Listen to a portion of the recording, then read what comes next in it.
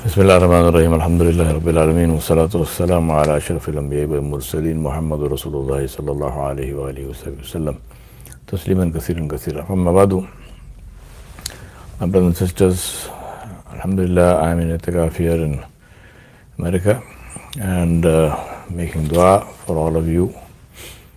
I want to remind you and myself that we are in the last few days of Ramadan. Wallahu alam, maybe last 3 days or last 4 days. About these last days and nights, as we know, Rasulullah told us in the hadith that there is a night in these last 10 nights of Ramadan al-Kareem, which is Laylatul Qadr. Allah subhanahu wa ta'ala mentioned this night in the surah in the Quran, where Allah subhanahu wa ta'ala said, Inna anzalnahu fi laylatil qadr, wa ma adraka ma laylatul qadr. Laylatul Qadri khayrun min alfi shahr. Tanazzalul malaikatu war ruhu fiha bi idhni rabbihim min kulli amr. Salamun hiya hatta matla'il fajr. Allah subhanahu wa ta'ala said in this, mentioned this night, and I'm going to let you look up that translation yourself, but the most important thing about the night is Allah subhanahu wa ta'ala said that the reward of worship in this night is more than khayrun min alfi shahr. Sometimes people translate this as 83 years and 4 months. Allah didn't say that. Allah said it is more than that. How much more? In keeping with the glory and majesty of my Rabb Jalla Jalaluhu. Allah does not count and give. Allah gives without counting. So if you think about that here is one night which, if I get it and I make dua that Allah subhanahu wa ta'ala grants it to all of you, inshallah, then the reward of worship in this one night is more than the reward of worshipping in my whole life, even if I could have worshipped Allah subhanahu wa ta'ala 24/7 continuously in my entire life. That would have been less than the reward of worshipping Allah subhanahu wa ta'ala on this one night. Now this is a special barakah that this ummah has got from Allah subhanahu wa ta'ala, thanks to Rasulullah's concern for this ummah. Rasulullah used to be concerned that the people of the past had very long lives. Nuh alayhi salam, as we know, preached Islam for 950 years. So his lifespan was obviously more than that. So there were people with long lifespans. And the wise among them, the people of Iman, the Muttaqeen, they spent that time wisely. So they spent it in the worship of Allah subhanahu wa ta'ala and in doing a lot of good deeds. And Rasulullah was concerned that the lifespan of his ummah is 60 years, 70 years. How will they ever make up for those kinds of good deeds when compared with other people? How will this ummah fare if we look at it?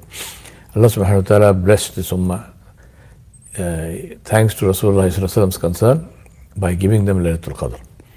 So if we get this one night, it is equal to getting the reward of worship of Allah subhanahu wa ta'ala for 1000 months and more. And as I said, how much more? Allah knows. So let us not waste this time. Let us not waste this time particularly on ridiculous discussions about whether it is the odd night is today or tomorrow, because if the odd night is, depending on when you started Ramadan, if the odd night is today, if I say it is odd night, really is it the odd night or is it an even night? Don't waste your time. Whether it's odd and even, it is one of the last 10 nights of Ramadan. Best way of ensuring that you get Laylatul Qadr is spend all of those 10 nights in the worship of Allah subhanahu wa ta'ala.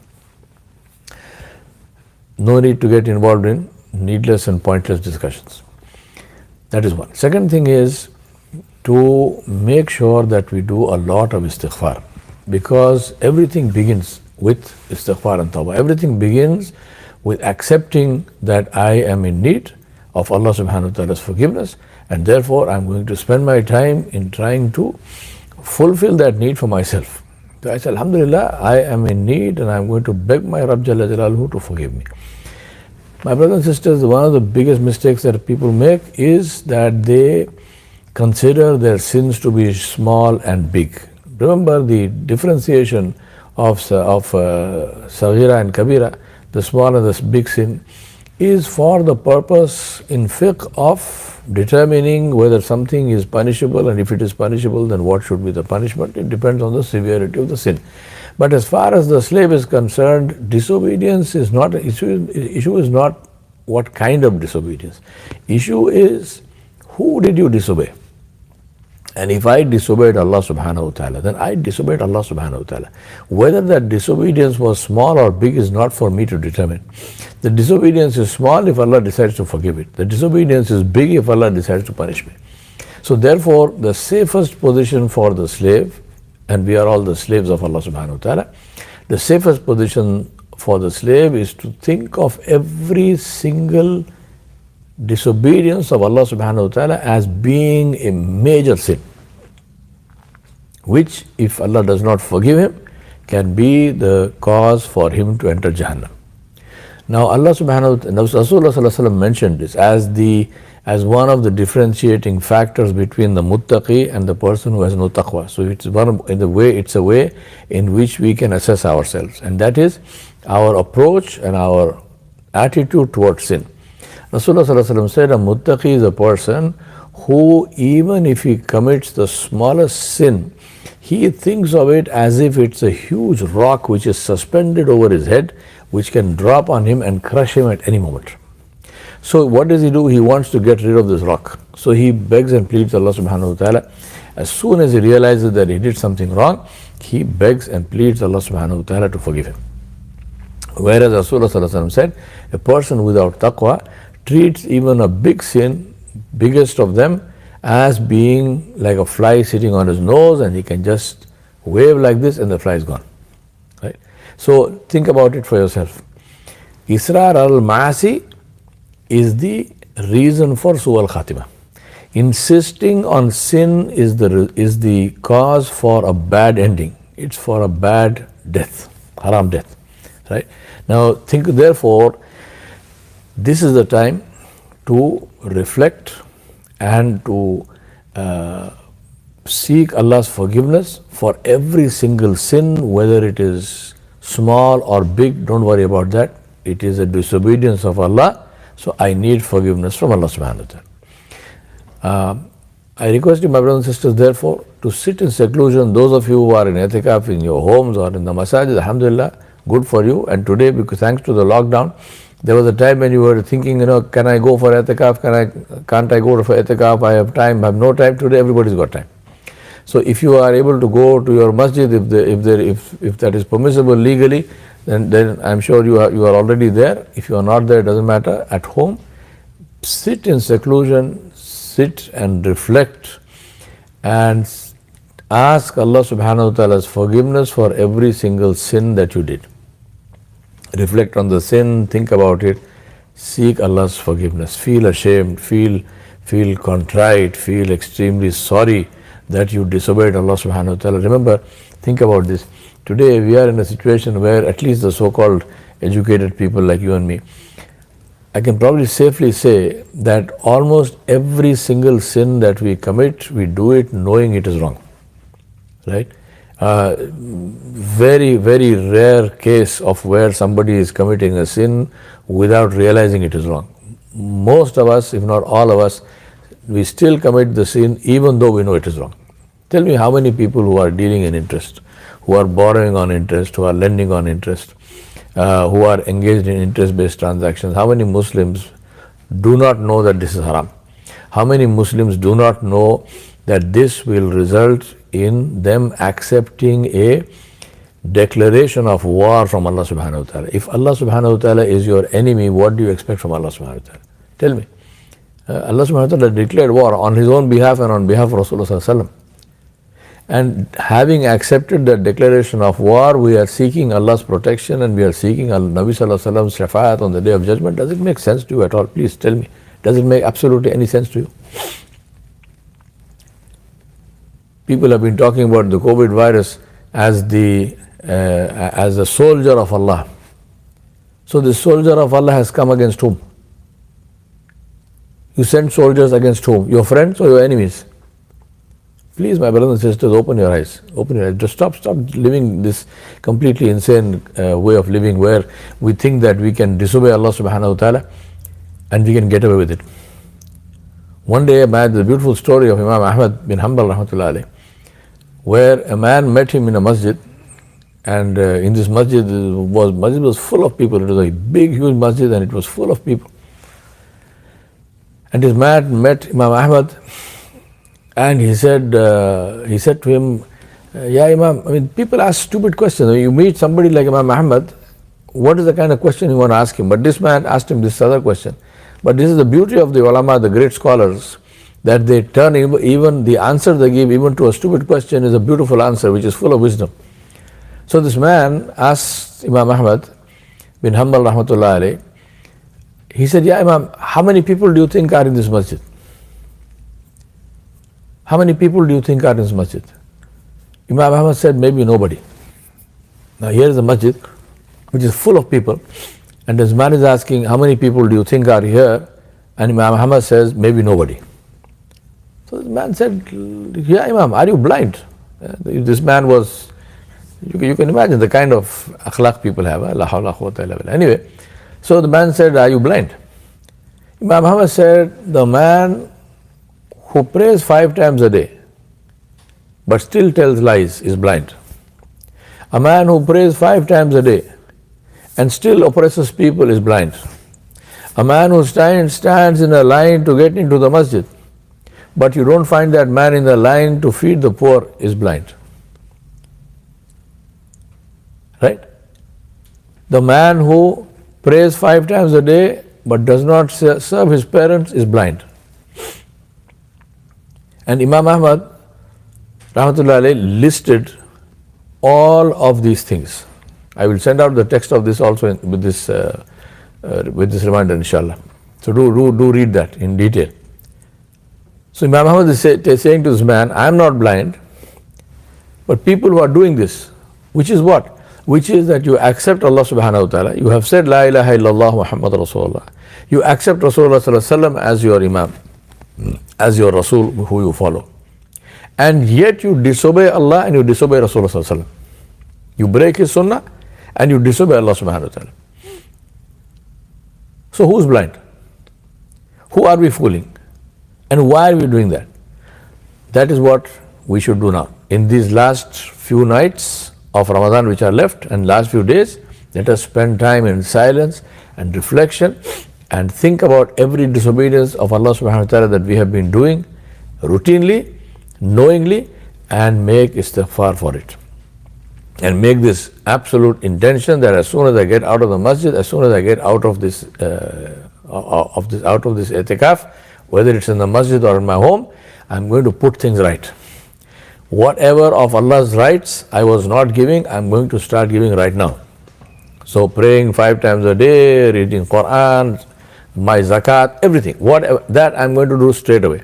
And whatever of the rights of the people that I was violating, I'm going to stop doing that right now. I'm making the intention, and then I'm going to make amends as soon as I can do that.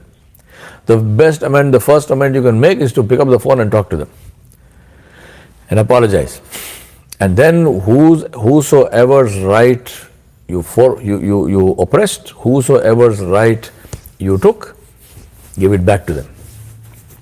So this is the thing to do, to take advantage of these last few nights of Ramadan al-Kareem that we have left. Then build a connection with Allah subhanahu wa ta'ala. Now brothers and sisters, Allah subhanahu wa ta'ala gave us these nights to search for Laylatul Qadr.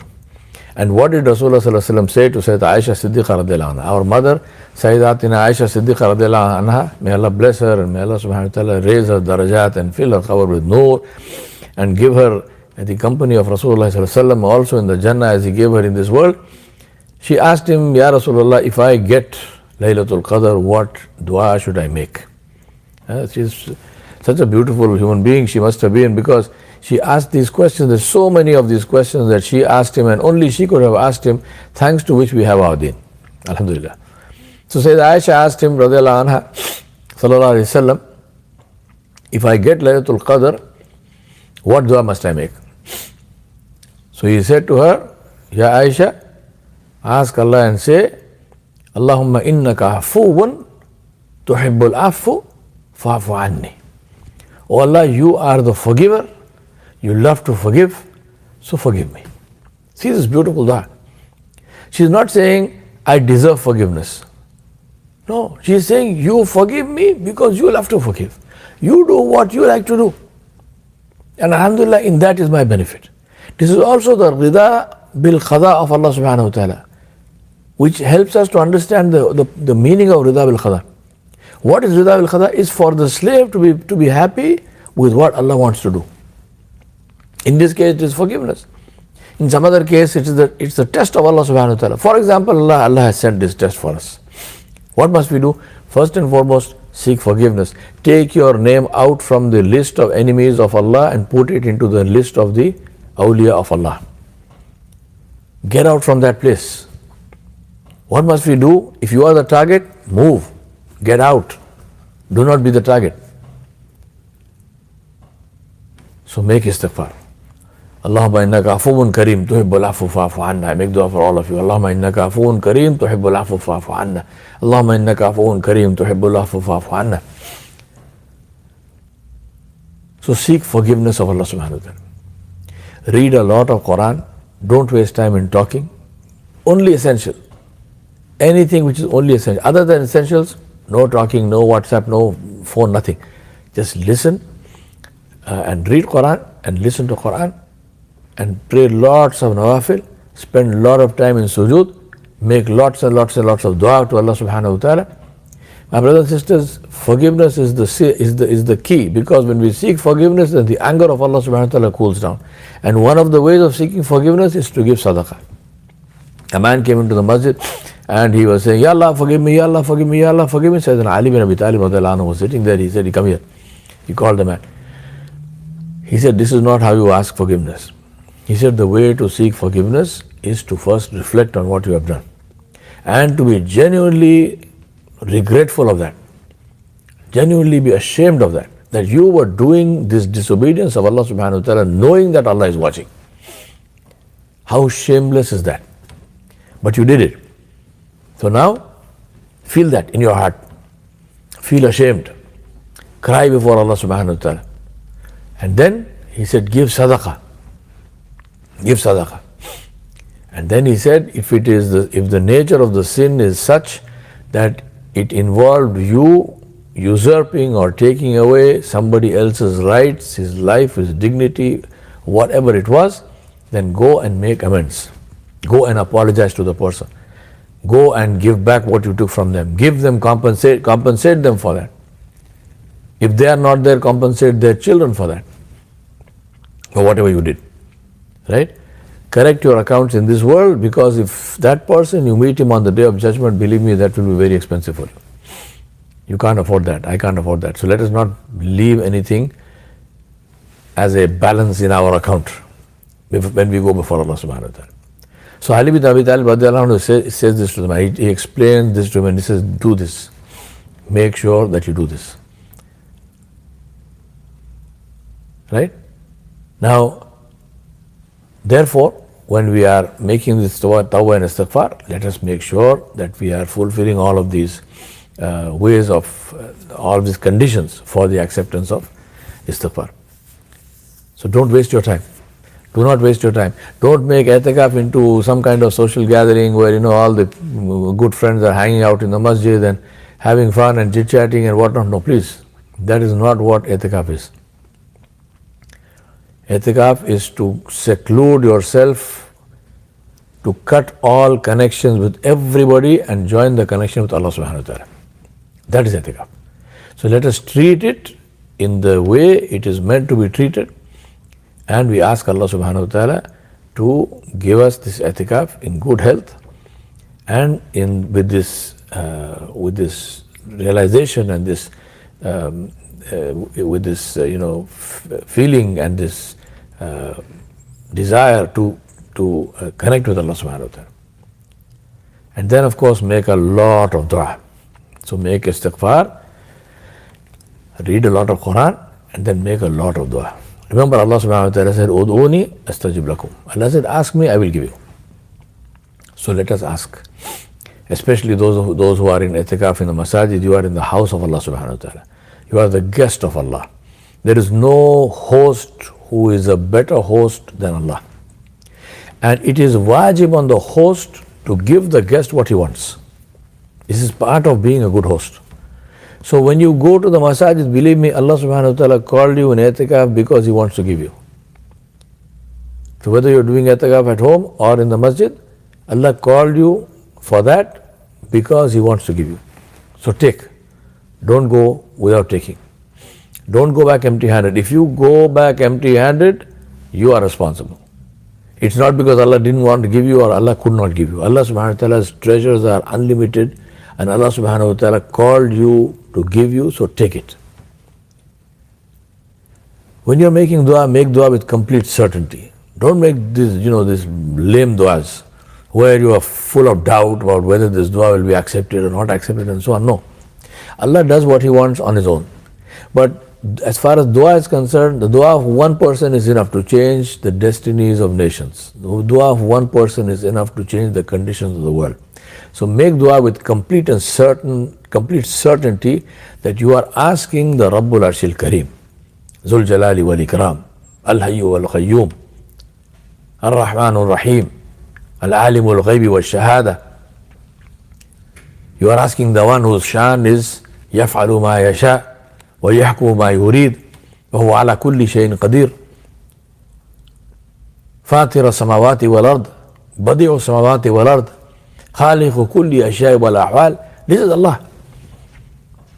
So ask Allah subhanahu wa ta'ala with this complete and total yaqeen that this is my Rabb and He can give me whatever He wants. He has it, so my job is to take it. So beg and plead like a small child begs and pleads with its parents to give him or her whatever she wants. The child has no doubt that the parent has it and the parent can give it. What's in the child's mind is, I have to make sure I get it. So I'm going to beg and beg and beg and beg and beg until my mother or father gives me what I want. So beg Allah subhanahu wa ta'ala. Make lots and lots and lots of dua. Remember, my brothers and sisters, you are the only people who can make dua because you are the only people who know Allah subhanahu wa ta'ala.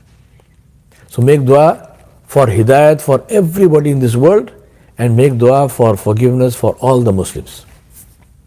There is no forgiveness without hidayat. So you have to ask for hidayat first and then ask for forgiveness. And make dua that Allah subhanahu wa ta'ala should remove this COVID virus from everybody. Make dua that Allah subhanahu wa ta'ala should correct the situations, the enormous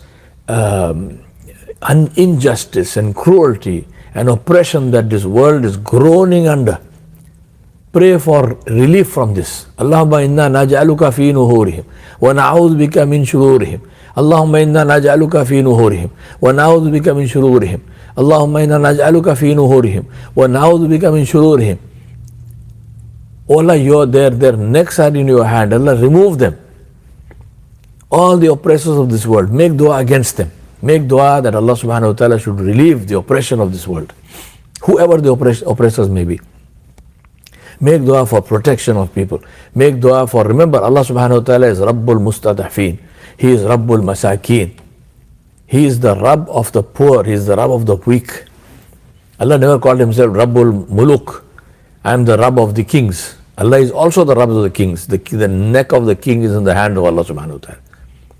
The necks of the leaders of the world, the necks of the billionaires and trillionaires are in the hand of Allah subhanahu wa ta'ala. Every single one of them will meet Malakul Maut one day. قُلْ يَتَوَفَّاكُمْ مَلَكُ الْمَوْتِ الَّذِي وُكِّلَ بِكُمْ ثُمَّ إِلَىٰ رَبِّكُمْ تُرْجَعُونَ.